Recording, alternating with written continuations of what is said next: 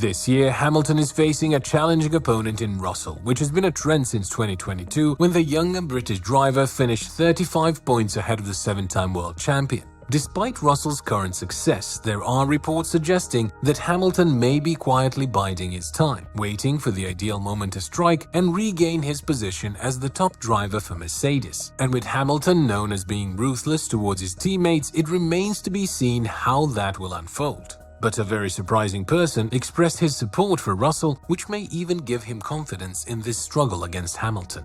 In the current Formula One season, Lewis Hamilton is facing a difficult challenge to surpass his teammate, George Russell. Russell, who joined the Silver Arrows team last year, initially struggled to perform well on the W13 car. Just like Hamilton, people inside even referring to the car as the worst ever produced by the team factory in Brackley. However, to Hamilton's dismay, Russell has been consistently outperforming him since last season and the beginning of this one. This is quite notable given that Hamilton is a 7-time world champion and one of the most successful drivers in the history of the sport. Moreover, Russell played a crucial role in Mercedes' success, being the only driver to secure 1 pole position and 1 race win for the team in a challenging season. It seems that Lewis Hamilton is intentionally portraying the W14, this year's challenger, as one of the worst cars produced by the Brackley factory. However, according to Tom Clarkson, this could be part of a larger plan to motivate his teammate and keep him sharp. Hamilton is highly competitive and will do whatever it takes to surpass his teammates. George Russell has a significant number of off-track responsibilities, including serving as the president of the GPDA. In this role, he has been vocal in expressing his dissatisfaction with certain decisions made by the FIA. While his approach may sometimes seem arrogant, he has made valid points on behalf of himself and his fellow drivers. It is possible that Lewis Hamilton is trying to use George Russell's off-track duties to his advantage, and this is further evident in the situations when the 2 Mercedes drivers are asked a question, with Hamilton always being happy to let Russell take the lead and answer, which raises questions as to why a 7-time world champion would allow a relatively inexperienced driver to act as the team's spokesperson. However, according to Tom Clarkson, this is all part of Hamilton's larger plan.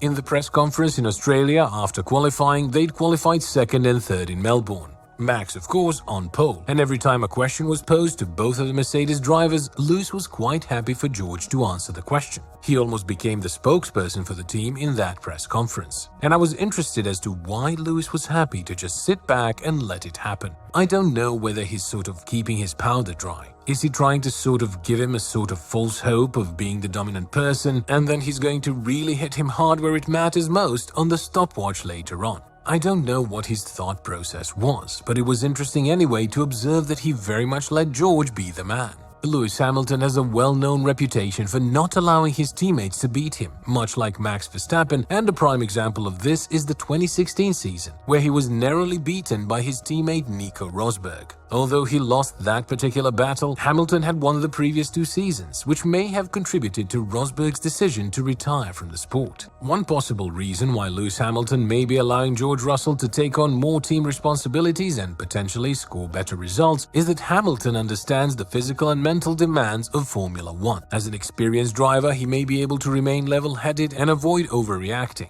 which could ultimately benefit the team. Previous drivers like Valtteri Bottas and Nico Rosberg have paid a high price for going against Hamilton in the past, which may also be a factor in Hamilton's approach to his relationship with Russell. Damon Hill shares Tom Clarkson's opinions, and he elaborates this by saying that Hamilton is playing a political game by allowing Russell to take on more responsibilities, knowing that the younger British driver is not experienced enough to handle all of them, and that is a smart but cheeky move from the 7-time world champion.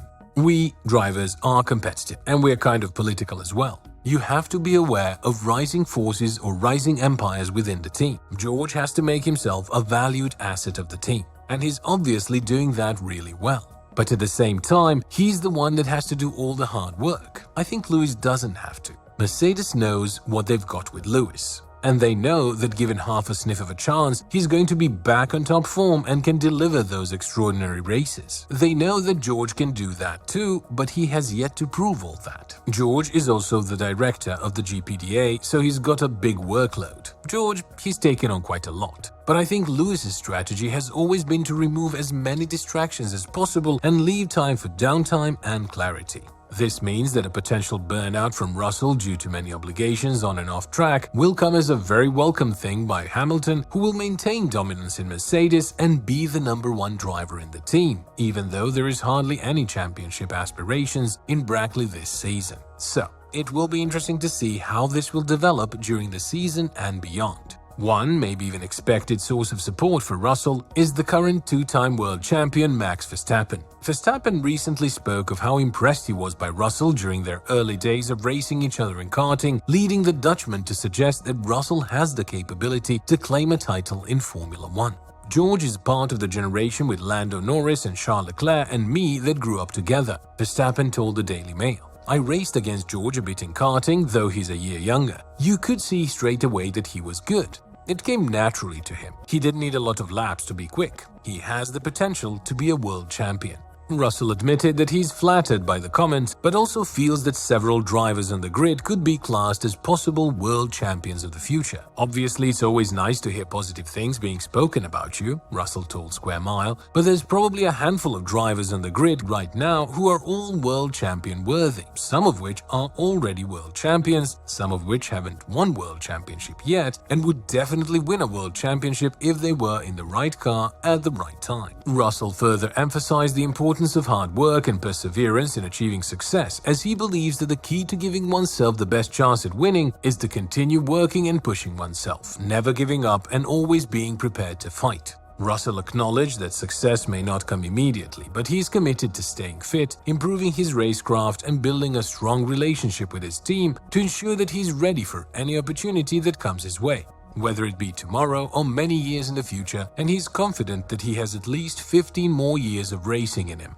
The success of the Mercedes team depends on both Hamilton and Russell, not just one individual. A potential feud between them would not benefit the team, as their compatibility and ability to handle pressure are crucial factors for the team's success. While Russell has shown signs of being a potential leader in the future, the decisions of who becomes the main driver will depend on various factors, such as their on-track performance, off-track behavior, and compatibility with the team's goals and culture. As for Hamilton's retirement, it is still early to predict. Although many want him to race beyond his 40th year, Hamilton has expressed that he would race until he's motivated and enjoys the sport. The main factor in his retirement would be his physical and mental condition, motivation, and personal goals. According to Damon Hill's analysis, Hamilton's strategy of letting Russell answer questions in press conferences may simply be a way for him to avoid speaking and spend more time elsewhere. Although some sparks have occurred between Hamilton and Russell, such as Hamilton suggesting that Russell's fourth-place finish was due to luck, they are unlikely to engage in a full-fledged rivalry, like Hamilton and Rosberg did. With Red Bull's dominance, the media will scrutinize every little moment between Hamilton and Russell, looking for excitement and entertainment. What are your thoughts about this situation? Will this escalate at some point, or will Hamilton and Russell not even dig up the hatchet in the first place? Let us know your thoughts and opinions, and see you next time.